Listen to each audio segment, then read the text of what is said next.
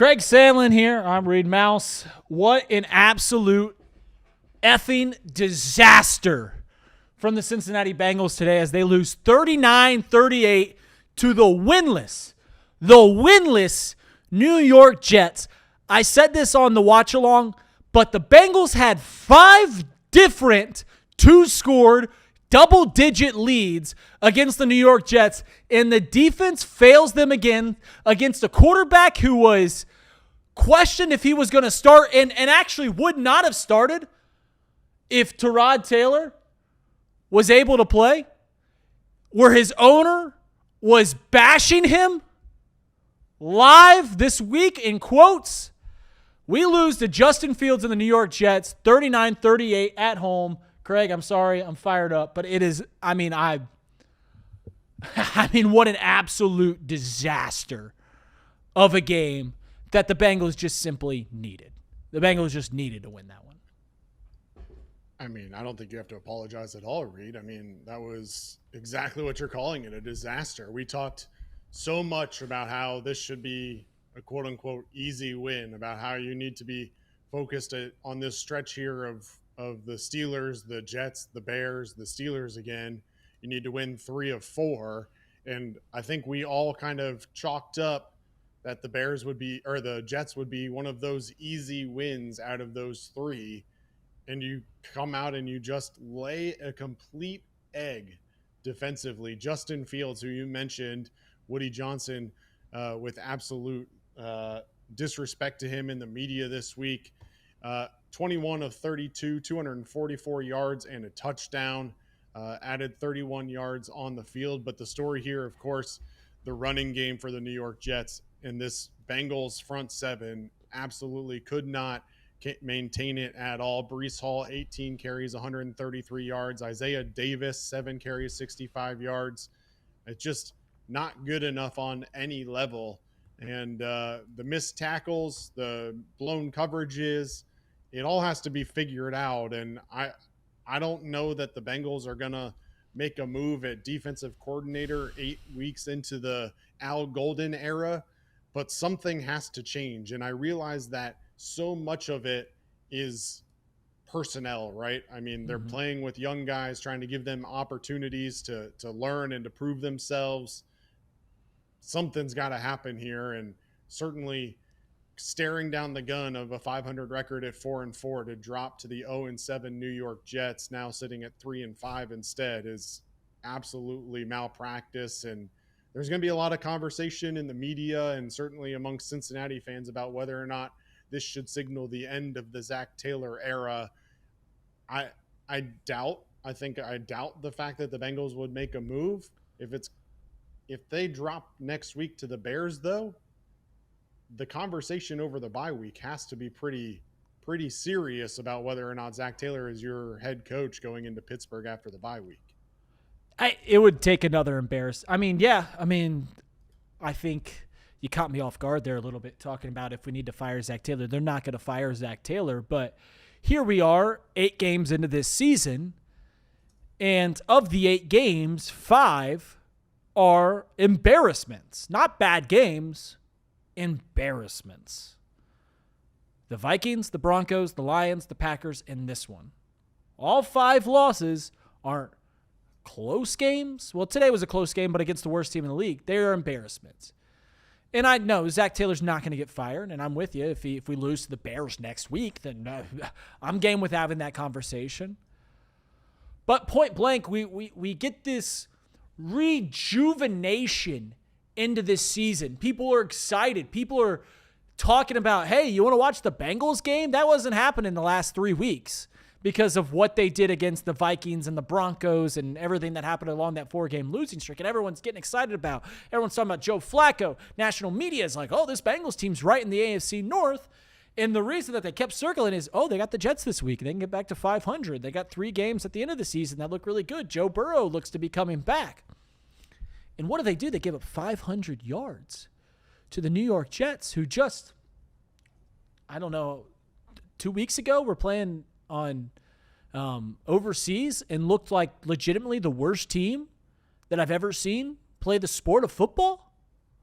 And they come back And they put up this game 500 yards? It is a travesty. And I made the joke during the watch along. I said, hey, people make fun of us. And I get it. They make fun of us because of the way this team is built. And I always say, like, what else were we supposed to do? We have Tee Higgins and Jamar Chase. We're not going to pay those guys. And Joe Burrow, yeah, we're going to pay $40 million to elite wide receivers and an elite quarterback because those guys don't come to Cincinnati all that often. Oh, what about the defense? Yeah, the defense is terrible. But we put up 38 points against the New York Jets. That shouldn't win you most of the time. That should win you every time you play this current iteration of the New York Jets. It's pitiful. It's hapless. It's dreadful. It's dreary. Like everything, any old English word you want to describe what the Bengals did today, go ahead and slap it on them because I'm tired of watching this godforsaken team and this godforsaken defense. It's tough. It's tough, Craig. I don't know where you go from here. I'll let you lead the show, but this is miserable. All right, well, let's give you your weekly restroom recap, and let's do a game recap real quick, break down how we got to 39-38. And like Reid said, very stressful back and forth game. Bengals had double-digit leads 5 different times on the day, led by 14 plus 4 different times. Bengals start the ball with the ball on offense to start the game. Chase Brown ran the ball 3 times, picking up 31 yards.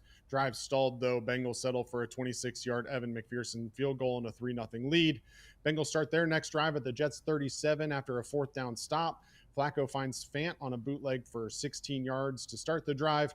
Pirine gains 10 down to the half-yard line before Joe Flacco keeps it himself for the keeper, and the Bengals touchdown 10-0. Jets get their first down of the game at the end of the first quarter. Former Bengal Isaiah Williams starts the second quarter with a 25-yard end around. Drive stalled out at the Cincinnati 28. Nick Folk field goal makes it 10-3. Flacco hits Chase for 17 to start the next drive. 2 plays later, Flacco with a vintage rainbow finds Tee Higgins deep down the right sideline for 44-yard touchdown to go up 17-3. Justin Fields finds Johnson for 34 yards, then 4 plays later drops one into his breadbasket in the end zone for a 15-yard touchdown pass, make it 17-10. Bengals put together a 10-play, 65-yard drive at the end of the second quarter, capped off by a 19-yard touchdown pass to Chase Brown for a 24-10 lead.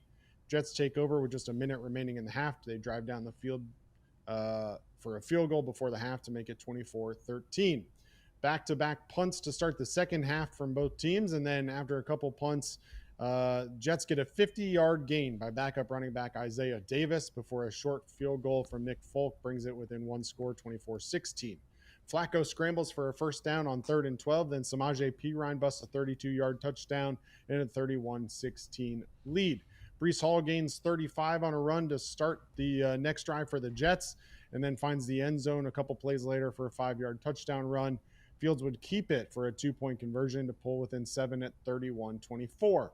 Pirine starts the Bengals' next drive at 21-yard drive, backed up by an 11-yard jaunt for another first down. Back-to-back completions for Jamar go for 23 total yards. Then Chase Brown busts through for a 12-yard run, and then a 5-yard run down to the 1-yard line before finally punching it in for a Bengals touchdown and yet another 14-point lead, 38-24. Jeremy Ruckert gained 24 yards, and then Breece Hall busted through for a 27-yard touchdown. Jets converted a 2-point conversion to make it 38-32, decision that some questioned at the time but proved to be beneficial for the Jets. Jets got their first sack of the game on the next drive on 3rd and 10. Bengals had to punt.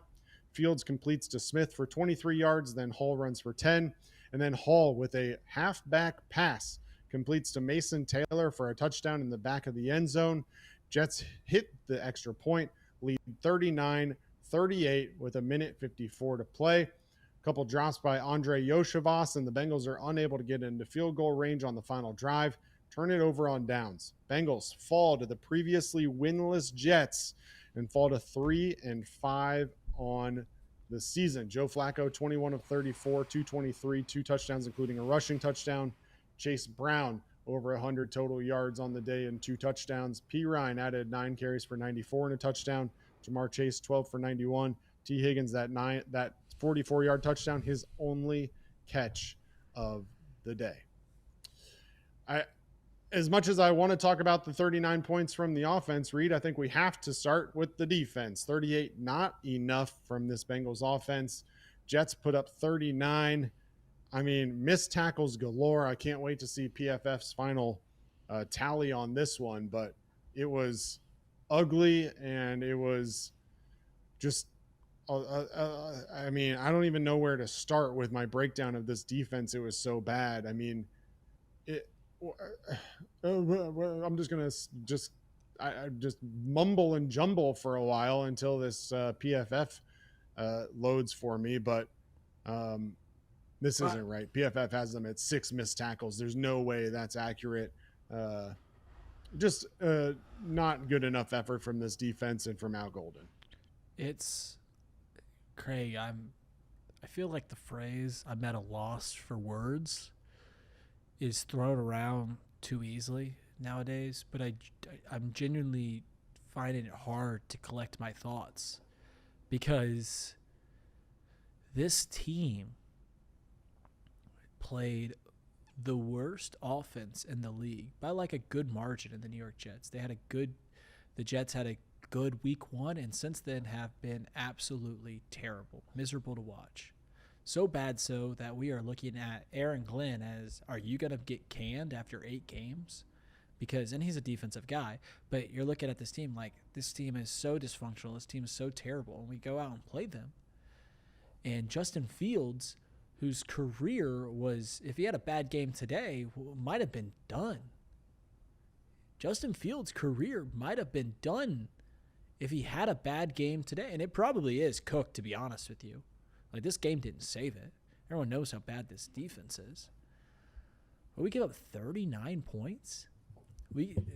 I'll say it till I'm blue in the face. 5 different times we had a double-digit lead, and we blew it. 38 points? Can't beat the New York Jets? It's on the line for Justin Fields is a terrible decision maker, and we put pressure on him like once all game. And the linebacking crew that allows 250 yards rushing when they know they know they're not going to beat you in the air. And then no-name wide receivers coming up wide open on our secondary. It is level after level, complete and utter disgrace to this team.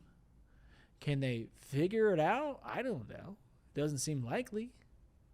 Can they get better? Sure. Can't get much worse. But this team today, in front of a home crowd of 70,000 fans that were excited once again for the product that was the Cincinnati Bengals, are waltzing back, traipsing back to Longworth Hall parking lot, drunk in a stupor, and the stupor isn't from the booze, it's from the defense that they just watched, and just in complete dismay about how they lost that game. Because I don't know. I don't know how you lose that game. My biggest concern coming into today was that this offense, after putting 33 points and Joe Flacco looks good for 6 consecutive quarters, that this offense would look inept and we'd lose a muddy game like 18-16. But no, it's the offense looks great, moves the ball, scores 38 points. We give 39 points to New York Jets. I don't know what to say. I don't know what to say, man. I got nothing for you. No, I guess I shouldn't have expected a whole lot. I know you just spoke for 4 hours about this game, but I'm looking at these quotes rolling in from Zach Taylor and in his post-game press conference, and quote, "Someone needs to step up and lead the group and take some accountability there." Well, I hate to break it to you, Zach, but you're the one that's got to step up. You're the one that's got to lead that group. They also the benched their leader to play. Exactly. You're the one that decided to play Barrett Carter and Demetrius Knight over your defensive leader and Logan Wilson. And I'm not denying the fact that Logan Wilson had lost a step, and that I understand we pined for years for the Bengals to play their young guys on defense, and here we are getting what we asked for, and unfortunately it's not working out defensively. But to sit here and say someone's got to step up and lead that group, well, you went out and hired Al Golden. You benched your captain. So if anybody's going to step up and lead that group, DJ Turner's played well, but like you made your bed. You made your bed, and now it's time to sleep in it. And whether you want to say the personnel's not good enough, well, Duke Tobin's not going anywhere. That's very clear. So you've got to figure out a way to use the personnel that you have to make this defense somewhat competitive. Because otherwise, whether it's before the end of the year or after, you're going to be out of a job, Zach Taylor. And I understand your point that maybe that doesn't happen on the bye week because the Bengals don't make in-season moves. But the last time this New York Jets team put up 39 plus points was October 9th of 2022. This is not a good team. There's zero excuse for your defense to allow 39 points. Zero. Let me ask this. I understand, and real quick, I saw on X, Goodberry's already saying that Al Golden's got to go, and maybe he does, but the truth of the matter is that Zach Taylor this past offseason, knew that he was on the hot seat. He knew somebody had to be held accountable for the failure of last year and this team not making the playoffs. That person was Lou Anarumo. And I'm not going to sit here and act like Lou Anarumo was good. I'm not going to act like what he's done in Indianapolis is because of Lou Anarumo. But the truth of the matter is that you chose who your scapegoat was going to be, and you went out and you did very minimal search for your replacement. Did nothing. They knew who they were going to. 100%. Hired from within your own family, and you brought back Al Golden. And I think rightfully so. There were a lot of people that were excited about that hire, but there were a lot of people who were critical of that hire too. And those people are looking really dang smart right now as we watch this Bengals defense continue to be the reason that they can't win ball games. Yeah, no, it's pretty clear that if they weren't going to fire Zach Taylor, then they needed to make some sort of change. And the easiest change and the most obvious change was the defensive coordinator that oversaw historically bad defense last year that kept the Bengals out of the postseason and kept them from a mediocre defense. That team might be competing for the AFC Championship. So getting rid of Lou Anarumo is understood, and I think around the league, people were like, okay, that seems like not the right route, but we understand the route, even though just 2 years ago we were talking about how great this defensive coordinator is, and he's doing great things in Indianapolis. But like all that was on the up and up. But you go out and you hire a guy you have to do the due diligence of interviewing other guys, and I guess maybe you're just, maybe if someone wows us, but we're going to go with Al. And they went with Al. But it's hard for me to draw blame on any one person in this scenario, because I truly think that what we're looking at when we watch this Cincinnati Bengals team is just not a very competitive organization. And I say organization, not team, because I think it's from the top. I don't think Duke Tobin is a very good player personnel guy. I think we want to fire Zach Taylor. If I asked between player personnel guy, DC, OC, and head coach, which of those are the best in regards to the respective unit, you'd probably say Zach Taylor. Like, Zach Taylor's a better head coach than Duke Tobin is a player personnel guy. Zach Taylor's a better head coach than Al Golden is a DC. Zach Taylor's a better head coach than Dan Pitcher's an OC. Dan Pitcher doesn't even call his own plays. I mean, maybe Zach Taylor's not a very good head coach, but like maybe I'm just going off on a side tangent about Zach Taylor, but I just look at this team and I see gross incompetence across the fold. The team, the players aren't thoroughbred horses. We ain't winning the Kentucky Derby with this defensive unit. There's a great offensive team. The wide receivers look great. The line's played better. The run game looks better. But pretty much everywhere else, it looks completely inept. Inept. And we can fool ourselves that this team is... I see everyone talking, this isn't what a Super Bowl winning team does. Man, your bar is so much beyond what I'm looking for when I'm looking at this team. I'm looking at this team just like, hey, can we make week 17 and 18 interesting? And right now, it's not looking likely.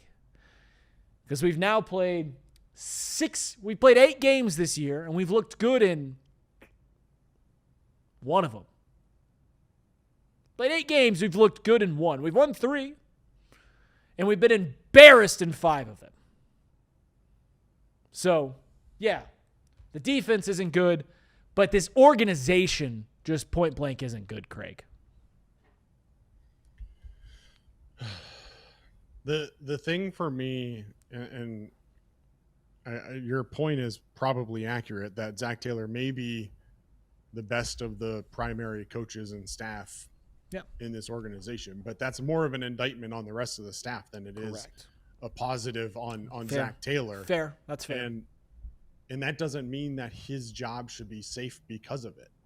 And I think at this point, the Bengals are going to have an interesting conversation if they do decide to make a move, because you've got to keep Joe Burrow and these stars happy on the offense. But respectfully, that unit will be fine regardless. The next head coach, if the Bengals make a move, has to be defensive minded in my mind. And I respect the fact that what they're trying to do is put one of the best offenses on the field. I think they can do that with a quality offensive coordinator and this talent that they have on this team. The talent isn't there on the defensive side of the ball. Mm-mm. And so ultimately, if you want to improve, you need a front office who's actually going to draft some defensive stars and a head coach who understands how to evaluate and develop those defensive stars.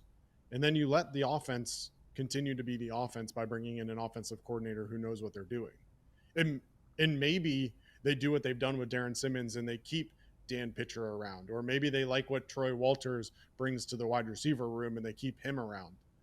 But the truth of the matter is that this entire defensive staff has to go. And if it's me, at least, the only way that you see real change from a personnel standpoint is Zach Taylor has to go, because as much as we want to talk about Duke Tobin from a personnel standpoint, Zach Taylor doesn't get nearly enough heat from the personnel decisions that he's made as well. And he is in that room and he's leading the charge in terms of who they're drafting, as much as Duke Tobin gets heat. And it's well deserved. Don't get me wrong. Zach Taylor is the one pulling the trigger on a majority of these draft picks, I guarantee you. You watch the videos, you see them make the picks, you see Duke Tobin in the background not looking overly excited about some of them. Well, I promise you that's because those are Zach Taylor picks. They're not Duke Tobin picks. And I'm not going to act like Duke Tobin has done anything to deserve his job either. He hasn't. But you bring in a defensive head coach who understands talent and evaluation and development, and this defense can be turned around. This offense is in a good place already. Bring someone in, bring some talent in, and you got to get this defense changed, because this Bengals offense is plenty good enough, but the defense has been the biggest problem for 3 years now. Yeah, you bring up a fair point. And I guess my tangent earlier when I said like Zach Taylor, that whole bit wasn't to go to bat for Zach, more than I guess I was just bringing the point. But it's more than fair when you say that when you look at this team, Zach obviously has his fingers on a lot of it. And if the defensive coordinator is incompetent, if the defensive players aren't there and all these things aren't there, then yeah, it needs to be brought down to the top. And I'm cool. I'm game with it. I've pushed back on the Zach Taylor hate for as long as I can. I'm cool. I'm game. After today, I'm game, because it's clearly not working. It's clearly not working. They can rip off 10 in a row and make me look like a fool, and I'm cool with that too. But it's clearly not working. And I'll say this. It is, October 26th in the year of our Lord, 2025. If either one of – actually, I'll leave it here. If either one of the better teams in our division or the perceived better teams in our division, Mike Tomlin, John Harbaugh, the Baltimore Ravens, the Pittsburgh Steelers, if either one of those teams part ways with their head coach, I will be incredibly upset as a Bengals fan if we don't make an incredibly serious push towards those guys. Because I think those guys, you say you want defensive minds. You say you want us to bring in, kind of hard-nosed, bring in that sort of personnel. If one of those two guys become available this offseason, if we don't make a serious push at those guys, I'm going to be incredibly upset. Because I think those guys answer a lot of the questions surrounding this team. I truly believe that. Now, do I think either one of those guys are going to get cans? I don't know. I don't think so. I mean, the Ravens would have to get really bad. They got to win today. But I'll just say it here on October 26th that if those guys come available, we should put a lot of eggs in the basket to either bring in Mike Tomlin or John Harbaugh. Yeah, I don't want to look. It's tough because in this moment, I feel like it's time to have that conversation. But at the same time, I feel like we're probably 10 weeks away from actually having this conversation. But the conversation is going to have to start, and any good leader is going to start their research now, because if they do make a move, what you can't do is sit back and hope to make the right hire later. You got to start doing your research now. And so names that are certainly going to be towards the top of the list, we've already talked about Brian Flores at Minnesota. Jesse Minter is a hot name with the Chargers. Vic Fangio, who's the DC and Philadelphia. And then, of course, the popular one that many in the national media think deserve a second chance is Steve Spagnuolo, the defensive coordinator at the Kansas City Chiefs. I would be, again, assuming that someone like Mike Tomlin or Harbaugh isn't available, I'd be thrilled with someone like Steve Spagnuolo if he can pair him with an offensive mind on the coordinator side. But truth of the matter is that the unfortunate part of this conversation, at least in my mind, Reid, is that for several weeks we talked about the lack of a running game on this offense and how it's kind of turned into a one-dimensional offense because of it. And then you turn around in the last 2 weeks, you're starting to see this running game come together and this offensive line come together to create opportunities in the running game. You average 7.9 yards per carry today, 181 yards on the ground. And you do everything that you should offensively. 38 points is great. And it's tough because, at the end of the day, if Zach Taylor was your offensive coordinator and he wasn't your head coach, you probably wouldn't be having the conversation about Zach Taylor. But as a head coach, he takes a lot of the blame, and rightfully so, because he's the one making a lot of these decisions. But this offense is now in a position where, with Joe Flacco at the helm, they're showing what they were expected to be this year, I think is the best way to put it. This is the offense that we expected coming into 2025. It's just unfortunate that it's met now with the defense that we expected in 2025 as well. Yeah, it's sad that it's another testament to just how inept Jake Browning was. Because I was on the band that I was pro not going and getting a quarterback right when Joe Burrow got hurt, because I liked what I saw in Jake Browning 2 years ago, and I thought he more than deserved a chance to start. An opportunity that he ruined in 3 short weeks. 4 short weeks, whatever it was, three short weeks. That's how bad he played. And it's upsetting to see this offense play at the capacity that it's playing right now. And this is, to be fair, this is what we've seen now for 5 years of Zach Taylor, that it takes a little time to get turning. And then this offense, by middle to end of October, really starts to find its groove, regardless of who the quarterback is. And I don't know who that's on, but it's upsetting to see that if we had competent quarterback play over those first 3 losses on the 4-game win streak, or really any of those 4 games, then we probably would have won 1 to make our record 4-4, not 3-5, what it is right now. But this offense is the reason that people will continue to talk about the Bengals. When something is as elite as this offense is, then there's reason why the Colin Cowherds, the Nick Wrights, the First Takes, whoever the national talk show that you enjoy will talk about the Bengals from time to time, is because we have Jamar Chase, Tee Higgins, and Joe Burrow when he's healthy. And that when those guys are out there, this offense is as good as any offense in the league. And if you get a competent, you get some run game, it is borderline unstoppable, as you saw tonight. Saw today, 38 points. 30-plus points last week with Joe Flacco, a 42-year-old journeyman for the last 7 years. And this offense is firing on all cylinders. But it's a damn shame that we have to be so melancholy here at 4:40 on Sunday after the offense puts up 38 points. Because we're looking at this team and we know what they are. And it's just not – it's not great. If we came into today and said, hey, the Bengals are going to score 38 points against the New York Jets, you're probably expecting that they win by 20-plus. Correct. I've said it. I said it on the watch-along 37 effing times, and I said it on this post-game 10 times. We had 5 separate double-digit leads. 5 of them, Craig. And each one of them fooled you more than the last time. Oh, here they go. Right? Like each time you see them score to go up double digits, and you're like, oh, here we go. That's it. See you later. This thing's done. You can put the sails away. We're already coasting to the coast.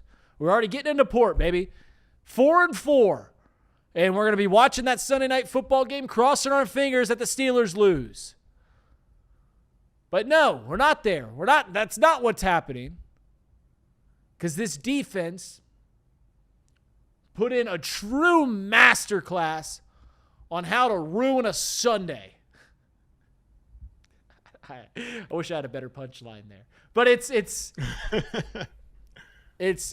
I mean, I don't know what to say, Craig. It's just 38 points, can't get it done against the New York Jets, and I don't know. 23 fourth-quarter points. Not good enough. I just got this text message from a buddy of mine. I think you'll find it. Please, I could use a joke if it's a joke. Said,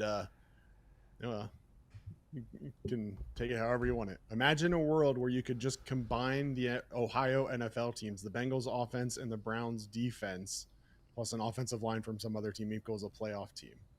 Like, the Browns are the complete opposite of this Bengals team.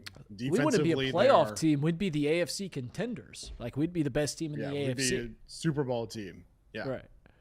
And yet here we are with the by far worst defense in the NFL. Are we the worst defense in the NFL? We are, right? Like, there's no one even close at this point. Without giving a true audit on all 32 National Football League teams, I mean, I'd be damn surprised if someone could play worse than the Bengals play today. Like, truly surprised.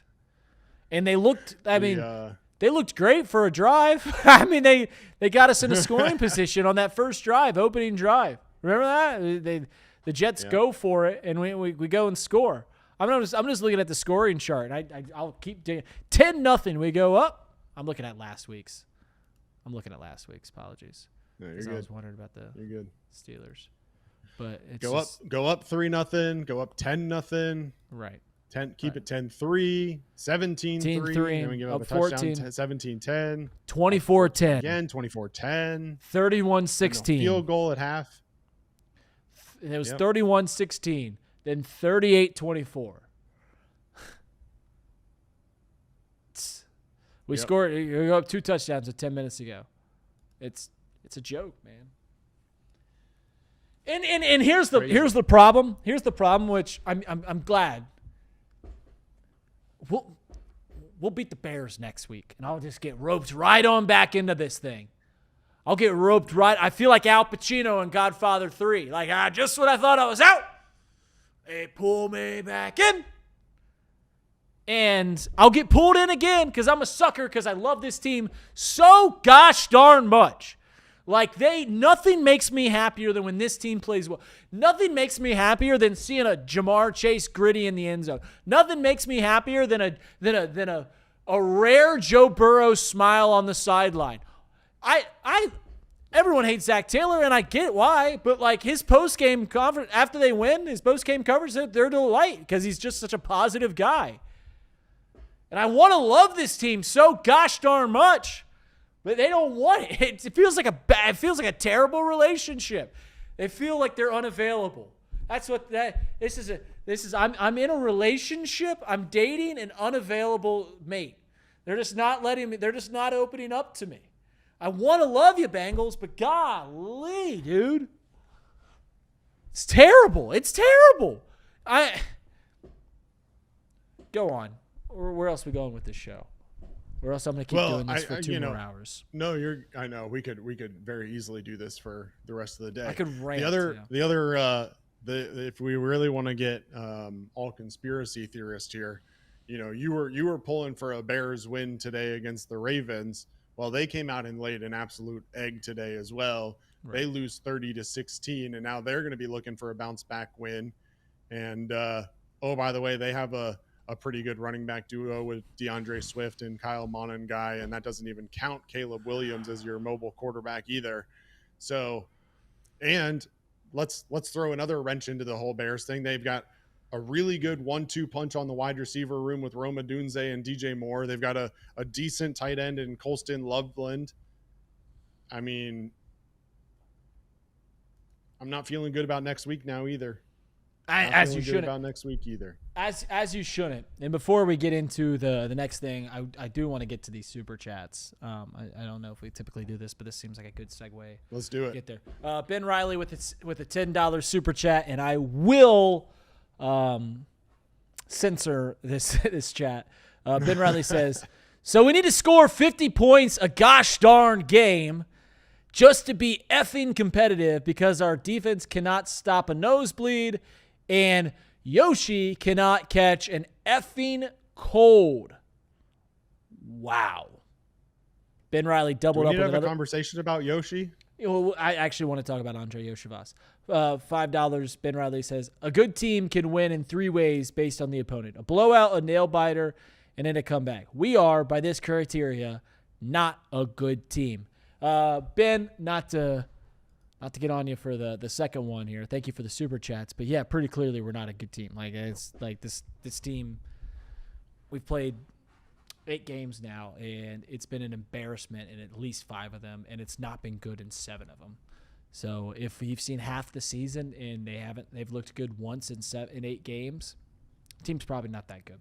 But yeah, let's talk about Yoshi because that's actually a pretty interesting thing. So on that final drive, we throw the ball to Andre Yoshivas twice. Andre Yoshivas, for some reason, cannot catch Joe Flacco, and Well, let's start with the fact he only had 1 target coming into that drive the entire game, and it was that ball over the middle that he went up to try and grab, and it like bounced off the defender's helmet and popped loose and was almost picked off earlier in the game. But then, went back. Then we had the exact same play happen on that drive. Yeah, the same thing happened on that drive where a ball popped up, and you're just like, whoa.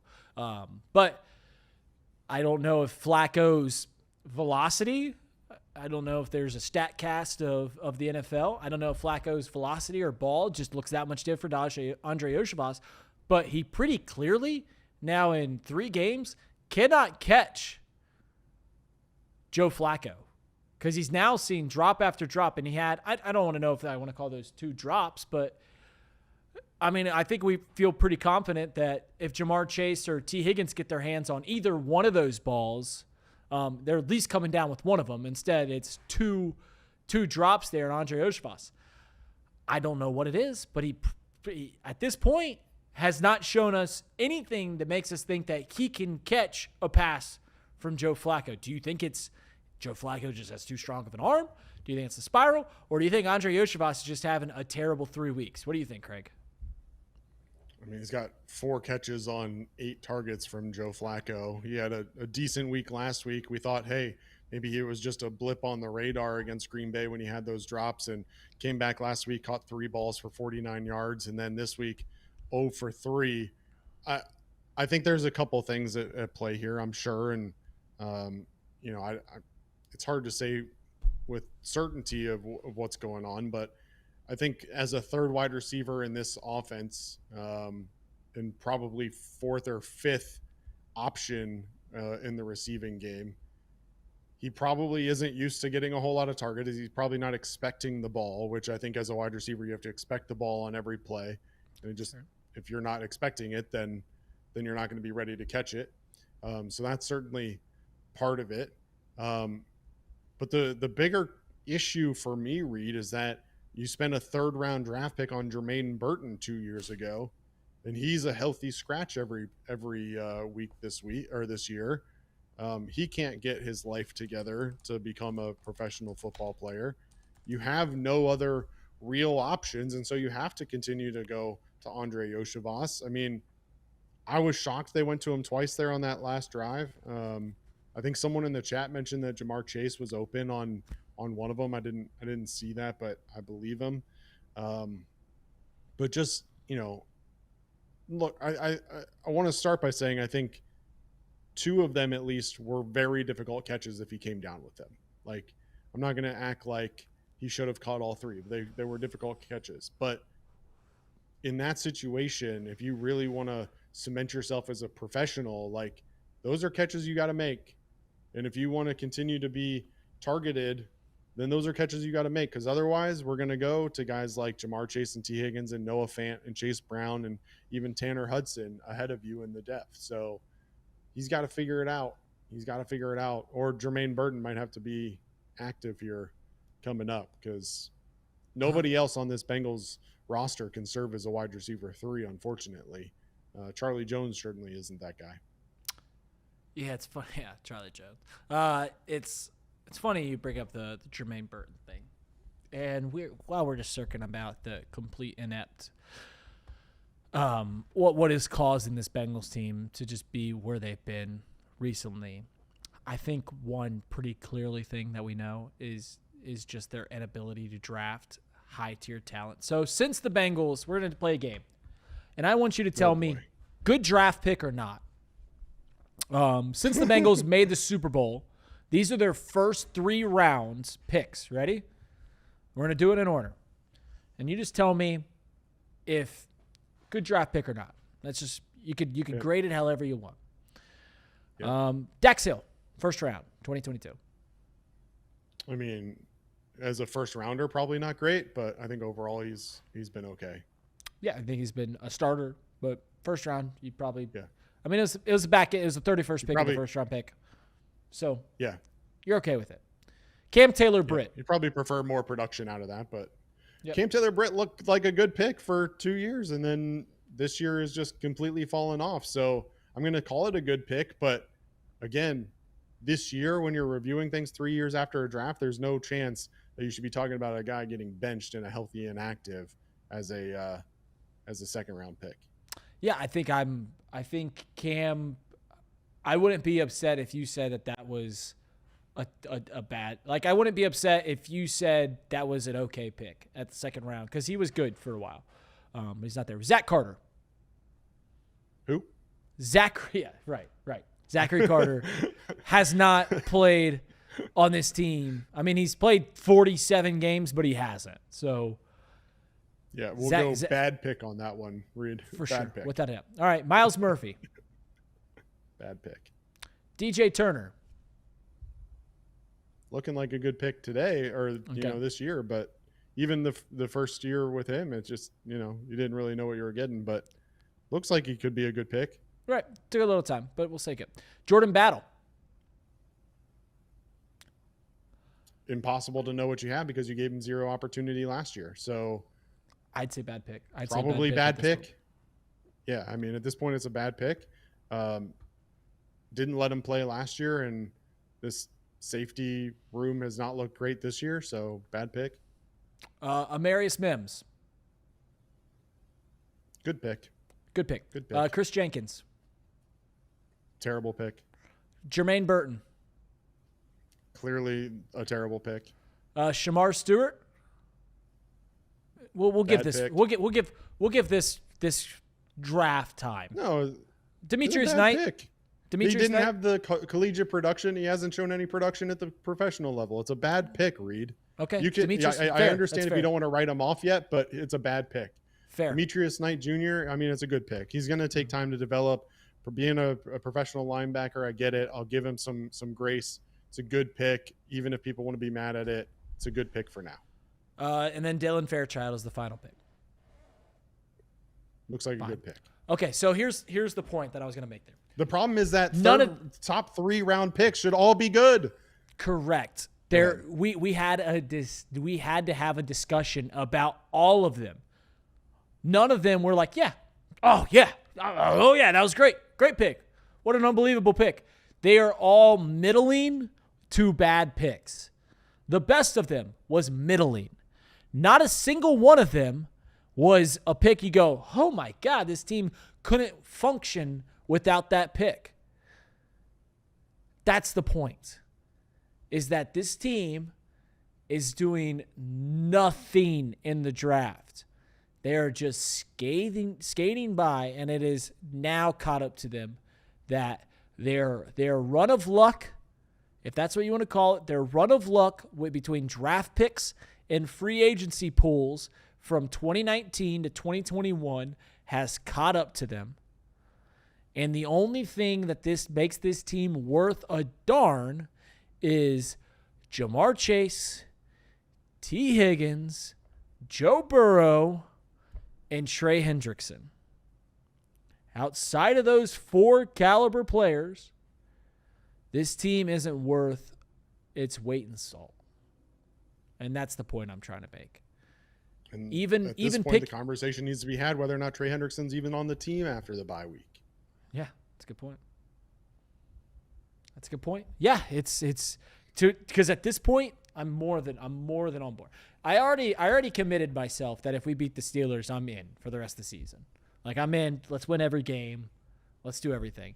But that being said, it just makes too much sense to part ways with dudes like Trey, and Logan. The worst part about it, though, Reid, is that you're parting with dudes that you have no faith in this front office to be able to replace. Yeah. Yeah. I mean, that's the biggest challenge, is that at this point, you're not getting a player for Trey, most likely. You're getting draft picks. And so we just went through it. Let's say you get lucky and someone gives you a second-round pick for Trey Hendrickson. Now what? It's the same thing that you and I talked about Thursday when we were talking about the Logan Wilson trade news. And you said, like, I want to keep Logan here because what's another draft pick worth to this team? And that's a fair criticism. That is a more than fair criticism. And the only answer I have to that is if Craig, if we go out to the range tomorrow, you and I, we go out to the gun range, and I say, hey, I want you to hit this target, and I know that you're not a good shot, I'm gonna load up your clip. I'm gonna fill it up, baby. I'm gonna give you as many shots as possible to hit that target. And that's all I can say is, I mean, if you take up as many picks as possible in that draft, you might not hit on all of them. Surely you can hit on one of them, which also goes back to, I'm looking at the history of the Bengals drafts. We had so many gosh darn picks in the 2024 draft, and I'm just staring at it. I'm just staring it straight in the face, and one of them looks like an okay player. One of them. It's a joke. And I'm trying not to be too hard. I've come down now. My heart rate has simmered down from where it was directly watching that disaster to where it's too pretty outside. I have too good of a life to sit and complain about my favorite football team for too long. But it is. It's just. It's miserable. It's miserable. It's a brutal life we live as Bengals fans. It's been that way since I was born. We talked about it during the watch along. You mentioned that you became a fan at 6 years old. I was born into fandom. I literally attending games in my mom's stomach, and been going to games since I was born. And remembering back to the 90s and how brutal those were. At least the expectation back then was that you were going to be terrible. The expectation met the product on the field. The challenge now is that we, whether rightfully so or not, we have allowed ourselves as fans, at least some of us, maybe not everybody in the chat. I don't think everybody, but some of us have allowed ourselves to talk ourselves into believing that this is a football team that can compete. And when Joe Burrow went down, we said, all right, well, let's stay close so that when he comes back, we can fight for a playoff spot, because those were the expectations. And they continue to be the expectations every year with this talent, and they won't change. But somehow we continue to disappoint. And outside of one magical run in 2021, that's all this team has done to us for years. It was like it's such a toxic relationship that we have with this football team. And it's just such a frustrating relationship to be in, knowing that the other side is going to give so little, because they had an opportunity to do more. They could go out and sign guys in free agency. They could draft better. They could make changes to the front office. Like, they have opportunities to do things, and they're not going to do anything to get better and improve. And so those age-old quote of the definition of insanity is doing the same thing over and over again and expecting a different result. Well, here we are doing the same thing over and over again, and we continue to trick ourselves into believing that there's going to be a different result. And it's just, I don't know why we do it, Reid. I don't know why we do it. You could make the argument. You probably wouldn't win the argument, but you could make this argument that from the start of December 2021 to the end of the Super Bowl in 2022, or I guess it would be in February of 2023, that no team in the National Football League played better football than the Cincinnati Bengals. And I get that the Rams won a Super Bowl in that time, and the Chiefs won a Super Bowl in that time, and the Bengals did not. But there was only two teams that played in the AFC Championship over that time, and we were the team that won. So maybe you give it to the Chiefs just because they won. Regardless, you can make the argument that the Bengals, over the course of a 14-month period, played the best football in the highest league in the land. And it shifted the chemical balance in every Cincinnati Bengals fan's brain to a point that it was no longer okay or cool that this team can middle around 8-9 wins as they had done for the last 25 years and make a postseason every 3 or 4 years as they did under Marvin Lewis, because we had been to the top of the hill. We didn't retrieve what we were trying to get at the top of the hill, but we got up to the top of it, and we felt what it was like to be up there, and we wanted to stay up there forever. And we thought that, truthfully, we were going to stay up there forever. And we haven't been anywhere close since. Back-to-back 9-8 seasons, and staring at the face of another, at best, 9-8 season. And it's just a shame. We took drastic changes last year, I'd say. Drastic. And removing Lou Anarumo. And that was maybe a last-ditch effort from the head coaching staff. from Zach to keep his job and like, hey, we made one change, give me another shot. And if we don't do it this year, then it's pretty clear that it's got to end. But we are pretty clearly heading down a route of significant change here in Cincinnati for the first time in 6 seasons. In terms of who makes the decisions here for the Bengals. But luckily for us, or maybe unluckily, we get to watch the Bengals play 9 more football games this year. 9 more, despite the first 8 being an absolute joy to watch. Yeah, the one, I guess, I mean, it's not the one positive thing because offensively you're still looking pretty decent offensively. But video and photos today flooded social media. Joe Burrow there on the sideline in Cincinnati during this one. No boot on that injured foot or that injured toe. So a lot of people excited to see that. I would assume that's some sort of milestone in the recovery process, but yep.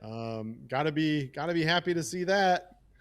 Yeah, no, it's that I just did this being shitty, but it's pretty clear that that's a good thing. That's a good thing because we are closer to getting Joe back. It's pretty clear that every step along the way is positive at this point to where, I mean, if you would have asked Bengals fans before we made the trade for Joe Flacco, it would have been like, yeah, Joe ain't coming back this year. Burrow ain't coming back this year. And I think if you ask Bengals fans now, like, oh yeah, he's going to come back. He's going to come back. I mean, obviously if we're 5-9 for those final 3 games, probably shouldn't come back. But it is worth mentioning that it seems pretty clearly that we're going to see Joe Burrow play football again. Which, hey, as a guy at this point, that maybe we should just get to the point of taking different goals of watching a Bengals game. Maybe the goal isn't, hey, I expect my team to win today. Maybe it should be, hey, I hope Joe Burrow throws for 400 yards today. Maybe we can take a different viewpoint when it comes to watching the Bengals going forward. But other than that, don't know what else to say. I continue to see quotes flood in from Zach Taylor's press conference, and I just get unbelievably frustrated. We already talked about him saying that someone needs to step up on defense. Another quote that is all over social media right now is, quote, "We never really had a chance to break that game open." Like, what do you mean you never had a chance to break that game open? You led by 14 4 different times. You led by I think that's a shot double at the digits defense. 5 different times. I think he's taking a shot at the defense there. Like, I think that's take a shot at whoever you want, Zach. Well, I'm saying that he's very clearly going like, our defense never had every chance to break it open. Right, you needed to make stop a stop. Them. Yeah, right, and that's a shot. He was taking a shot at the defense. That's your chance. To say that you don't have a chance, though, is wrong. You had every chance. You needed a stop. So I think you're the head coach, not the offensive coordinator. Correct. That's the point. Is he's looking at this as a blaming the defense thing, which isn't a good way of looking at this if you're the head coach. That you had the right take there. That quote is indicative of saying, "Hey, I was great. Me? I was great. Yeah, I was like me. We put up 38. They got to figure it out." That you had the right take there, because that is a terrible thing to say as the head coach, because it is a disaster what the defense did today. There's absolutely no reason they should have lost today. No reason at all, Craig. 38 points against the New York Jets, starting Justin Fields, who would not have started if Tyrod Taylor could play. They were on their backup quarterback. Justin Fields was their backup quarterback, and they put up 39 points. There's no reason for it. Let's wrap this thing up. Let's wrap this thing up. Bengals back in action next week against the Chicago Bears. Bears lose today to the Baltimore Ravens 30-16, drop 4-3 on the season, 2-2 away from home. Caleb Williams today, 25 of 38, no touchdowns through the air, 1 interception. DeAndre Swift, 11 carries, 45 yards and a touchdown. Kyle Monangai, 7 carries, 24 yards. Roma Dunze and DJ Moore combined for 187 yards through the air. 1 p.m. on CBS next week. But as always, lucky us, we will be right back here for Chatterbox Bengals, starting with a pregame show at 12:30 Eastern. Then we'll have a live watch along, and our lovely post-game show will be right back at it. It's, again, a 1 o'clock kickoff there from Paycor Stadium. And I put Tee Higgins and Roma Dunze on the graphic because of the wide receiver matchups. They have a good one, too. We have a good one, too. But it doesn't matter if defensively we can't do anything. They're led by Nashawn Wright defensively, Odeyingbo, Gervin Dexter had a sack today and 2 tackles for loss. Montez Sweat had a sack today. Kevin Byard leads the secondary there. So Bengals in for another challenge next week, a game that we thought maybe wouldn't matter so much if they dropped it because they had picked up 2 straight wins coming into it. And instead, here we are.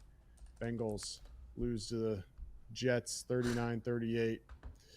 I would ask you what you need to see out of the Bengals next week to get a win, but I think we know the answer, Reid.